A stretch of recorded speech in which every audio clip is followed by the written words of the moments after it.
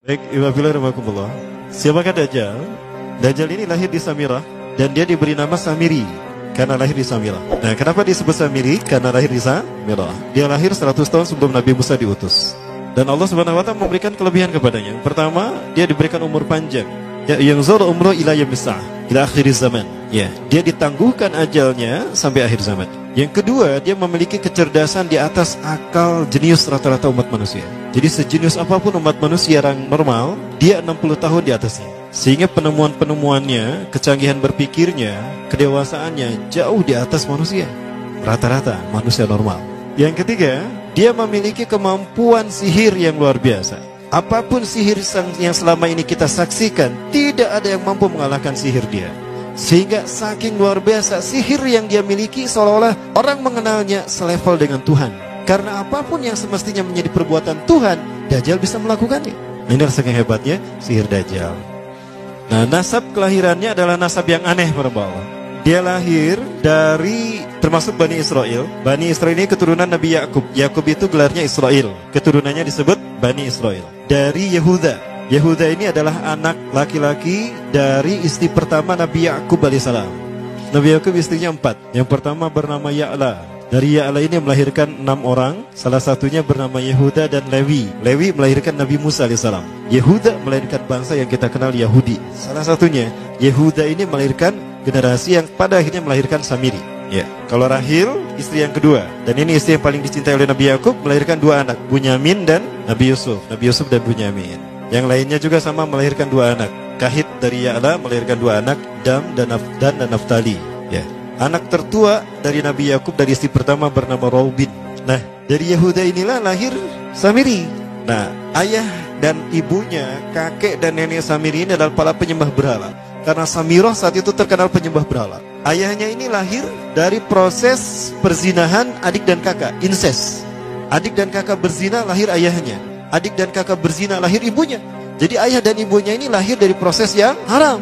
Dan ketika ibunya menstruasi, disetubuhi sama ayahnya. Jadi itu peluangnya dari 2000 persetubuhan dalam keadaan menstruasi, 1 bisa jadi. Karena menurut penelitian medis juga, bahwa darah kotor tidak menghalangi terjadinya fertilisasi, tidak menghalangi terjadinya reproduksi manusia. Jadi tetap pembuahan ovum oleh sperma bisa terjadi walaupun ada dalam medium darah kotor, menstruasi. Nah, ketika itulah hamil dan lahirlah Samiri. Rasulullah SAW menyebutkan dalam Musnad Imam Ahmad, ayah dan ibu Dajjal ini melewati perkawinannya selama 30 tahun tanpa melahirkan seorang anak pun. Dan di tahun ke-30 pernikahannya melahirkan Dajjal, melahirkan Samiri. Kelahirannya ini akan menjadi petaka bagi kedua orang tuanya. Dia adalah orang yang paling sedikit manfaatnya dan paling banyak keburukannya bagi manusia, terutama bagi kedua orang tuanya. Bahkan ketika dia lahir, alam semesta menolak kelahirannya. Dordar gelap, hujan badai, petir. Itu terjadi di malam di mana Samiri dilahirkan. Seolah-olah alam menolak kehadirannya. Nah, sejak lahir sampai usia 5 tahun, dia tidak netek sama ibunya. Kebayang, 5 tahun air susu ASI tidak ditetekkan. Itu yang menyebabkan terjadinya kanker payudara. Maka ibunya pun meninggal gara-gara kanker payudara ini. Nah, ibunya meninggal gara-gara itu. Terbukti apa yang disampaikan Rasulullah. Kelahirannya menjadi petaka bagi kedua orang tuanya. Begitu pula ayahnya, maka ayahnya menjadi single parent. Nah, kemudian di tahun yang kelima, sejak lahir sampai 5 tahun, kenapa dia menetek pada ibunya? Karena kerjanya tidur melulu. Disebut mati, dia bernafas dan cuma berdetak. Disebut hidup, dia tidak bergerak. Antara hidup dan mati, la yamutu wa la yahya. Nah, maka di usia ke-5 tahun, nah ini terjadi peristiwa yang menarik. Apa itu? Samiri bangun dari tidurnya di tengah malam dan tidak ada orang yang menyadari Samiri bangun. Dia merangkak dan pindah ke berhala yang terbesar. Nah, dia pindah ke pangkuan berhala terbesar, tidur di sana. Dan ternyata ketika berada di berhala terbesar tadi, ya buang air kecil dan buang air besar. Besoknya itu adalah hari pemujaan kepada dewa-dewa mereka, bangsa Samirah. Apa yang terjadi? Ketika terjadi ritual pemujaan tadi, maka sang raja yang dipertuhankan oleh kaumnya mencium sesuatu yang tidak enak. Bapaknya Samiri ini adalah tokoh agama paganisnya. Pas dilihat, kaget sang raja. Ternyata itu pesing berasal dari pantatnya si Samiri yang ada di pangkuan berhala terbesar. Marah murka tuh sang raja. Itu anak kamu, kenapa ada di situ? Kurang ajar kamu, ya telah menghina Tuhan kita. Kenapa kamu pindahkan anak kamu ke situ? Oh tidak Tuhan, saya tidak memindahkannya. Bagaimana saya bisa menghina Tuhan saya? Lalu siapa yang memindahkannya? Kan dia lumpuh. Nah, sekali lagi, kehadirannya menjadi petaka bagi kedua orang tuanya. Akhirnya raja marah dan ayahnya dipenjara. Selama ayahnya tidak bisa membuktikan penghinaan tadi, maka ayahnya dihukum mati. Pada akhirnya ayahnya pun dihukum mati. Ya, sedikit manfaat bagi kedua orang tuanya. Maka kemudian dia hidup pelihara oleh sang raja. Dan pas di usia dia 5 tahun itu, Allah menimpakan murkanya kepada bangsa Samirah yang sudah kelewat batas, maksiat, dan sudah tidak ada toleransi dari Allah untuk mereka hidup di bumi. Maka Allah perintahkan malaikat Jibril menghabisi mereka. Maka bangsa Samirah itu pun diratakan. Si Samiri karena masih balita, ya Allah selamatkan dia lewat malaikat Jibril. Diselamatkan dia dan ditempatkan di pulau entah berantah. Ada yang menyebutkan pulau ini berada di Laut Yaman, dan pulau ini dinamakan Pulau Socotra. Pulau Socotra ini adalah pulau yang berada di ujung Jazirah Arab. Nah, ini Pulau Socotra. Ini pulau tempat di mana Dajjal atau Samiri dibesarkan sejak 5 tahun sampai usia 100 tahun. Ya, dari usia 5 sampai 100 tahun dia tinggal di Pulau Socotra ini. Nah, Pulau Socotra ini adalah pulau yang berada di kawasan Yaman. Pulau yang memiliki banyak keunikan luar biasa. UNESCO sempat ingin menjadikannya keajaiban yang ke-8. Kan ada 7 keajaiban dunia ya. Yang ke-8-nya tadinya ini. Namun karena dia terkait dengan Samiri Dajjal, maka banyak negara yang menentangnya, terutama negara-negara yang menjadi pengikut Dajjal. Maka pada akhirnya pulau ini dirahasiakan. Nah, sebetulnya pulau ini unik kalau kita ingin berekreasi ke sana. Namun karena posisi yang terpencil, jarang orang mengikutinya. Para wisatawan jarang mengunjunginya. Padahal sesuatu unik, termasuk binatang dan penghuninya tuh unik-unik. Pohonnya unik. Dunia menyebutnya pulau ini dengan pulau julukan dari pulau alien hingga pulau neraka.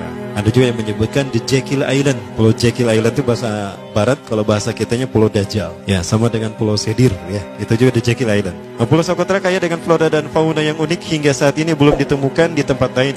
Jadi tidak ada flora dan fauna yang ada di pulau ini yang ada di pulau lain di seluruh dunia. Hanya ada di pulau ini. Makanya di pulau inilah Allah ciptakan satu binatang yang unik juga, yang disebut dengan jasasa. Jasasa, binatang jasasa itu artinya mata-mata. Tajassa yatajassu tajassusan wa jasasatan, artinya pemata-mata, spy. Binatang ini bertumbuh besar, dhahmatun kabirah tughatti jismaha asy-sya'r hatta la nastati an nufariqa ayna wajhu wa ayna dubru. Tubuhnya besar, dipenuhi dengan bulu, sehingga saking penuhnya bulu kita tidak bisa membedakan mana dubur, mana wajah. Yang menghadap itulah wajah. Baik, karena itu pulau ini pernah dilacalonkan sebagai salah satu dari 7 keajaiban dunia yang baru ya. Nah, baik, ini contohnya nih. Saya perlihatkan keajaiban dan keunikan. Ini adalah padang pasir di Pulau Socotra. Ini burung, salah satu jenis burung yang bisa kita jumpai di Socotra. Dan ini kepiting unik, kepiting Pulau Socotra. Aneh ya, kepitingnya seperti itu.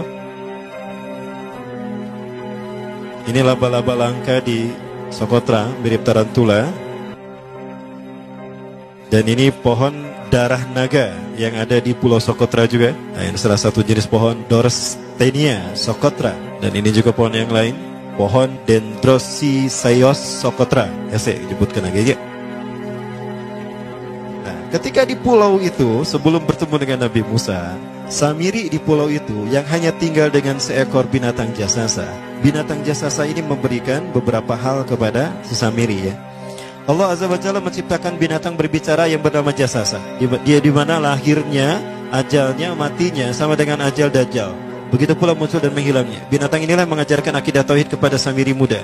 Pelajaran ini kononnya ditulis oleh Jibril alaihissalam dalam bentuk panel-panel atau prasasti. Isi prasastinya panel 1 yang ditulis oleh malaikat Jibril, panel 1 itu berisi kalimat la ilaha illallah, tidak ada Tuhan selain Allah. Ini dijelaskan oleh binatang jasasa. Yang kedua, panel kedua berkata Allahu wahid la syarikalah. Allah Maha Esa, tidak ada sekutu bagi Allah. Itu dijelaskan juga oleh binatang jasasa ini. Nah, binatang jasasa ini sekali lagi dia bertubuh besar. Kategorinya adalah kelasnya itu mamalia, genusnya mamalia. Cuma saya tidak tahu nama spesiesnya apa. Pada tahun 2017, akhir dari bulan Agustus di Filipina ditemukan binatang seperti ini. Ciri-ciri binatang ini nyaris sempurna seperti ciri-ciri binatang jasasa yang disebutkan Rasulullah terkait dengan binatang yang memata-matai Dajjal. Tubuhnya penuh dengan bulu. Ini disebutkan dalam surat An-Naml ayat 82. Ya, binatang ini seperti ini dan dia tidak pernah jauh dari laut karena dia selalu ingin membasahi tubuhnya dan dia pun makan dari makanan ikan laut. Maka dia tidak pernah jauh dari pantai. Seperti ini. Nah, binatang inilah yang mengajarkan prasasti mengajarkan akidah tauhid kepada Samiri muda. Yang ketiga, engkau diurus oleh Jibril. Karena itu janganlah engkau mengkhianati janjimu dengan Allah. Hanya engkau saja di pulau ini. Panel yang kelima, makanlah dan nikmatilah makanan minuman yang menjadi rizki dari Allah sesuai kehendakmu. Tidurlah sesukamu, tapi sembahlah Allah dalam berbagai keadaanmu dengan tasbih keesaan Allah kepadanya, yaitu dengan melaksanakan solat yang diwajibkan kepadamu. Allah lah sang raja, Allah yang Maha Esa.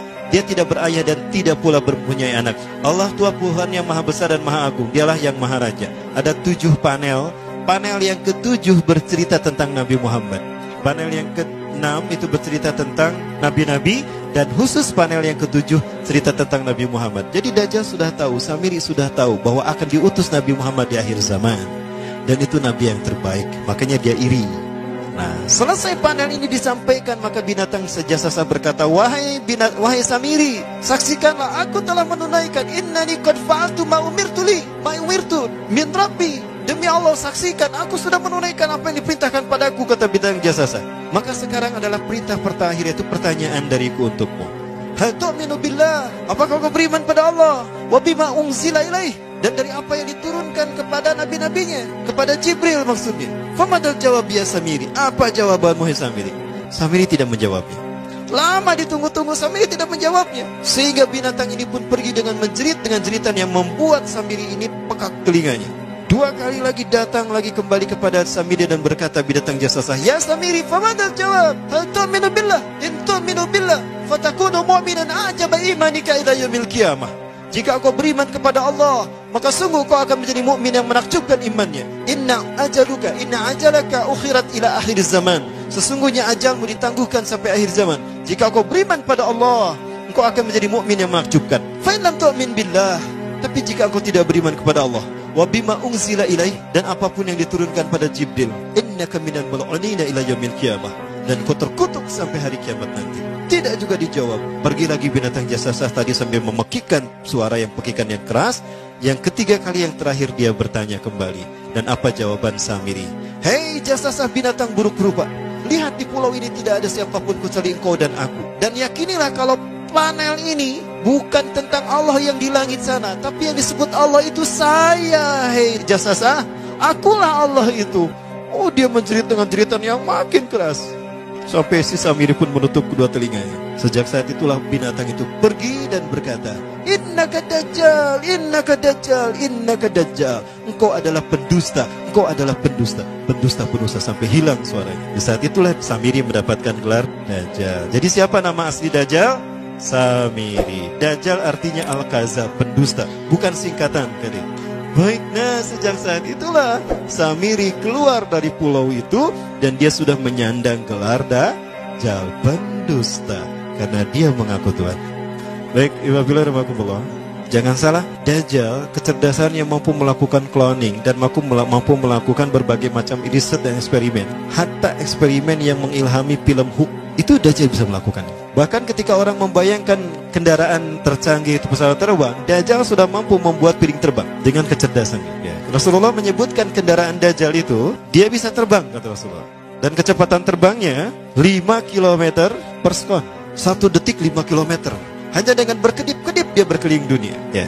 Kecepatan ini diambil dari hadis Rasulullah. Berapa kecepatannya Rasulullah ketika dia terbang di muka bumi? Ya, kendaraan yang dia gunakan itu kecepatan terbangnya seperti awan yang ditiup angin, kata Rasulullah. Dan awan rata-rata ditiup angin itu 5 km per sekon. Dan jarak dari satu telinga ke telinganya, artinya setengah diameter atau diameter kepalanya, keledai yang dia gunakan, Rasul menyebutnya keledai, itu arba'una zira, 40 hasta, 27 meter. Diameternya itu 27 meter. Keledai macam apa yang jarak dari satu telinga ke telinganya 27 meter? Kalau bukan piring terbang. Ini bisa 24 meter kan? 27 meter, bisa tidak? Bisa, dan kecepatannya pun sama. Dan pernah meninggalkan jejak Cop Circle di Yogyakarta. Nah, Cop Circle itu adalah jejak UFO yang menjadi isyarat instruksi bagi para pelaku konspirasi dunia. Siapa? Para kalangan Illuminati.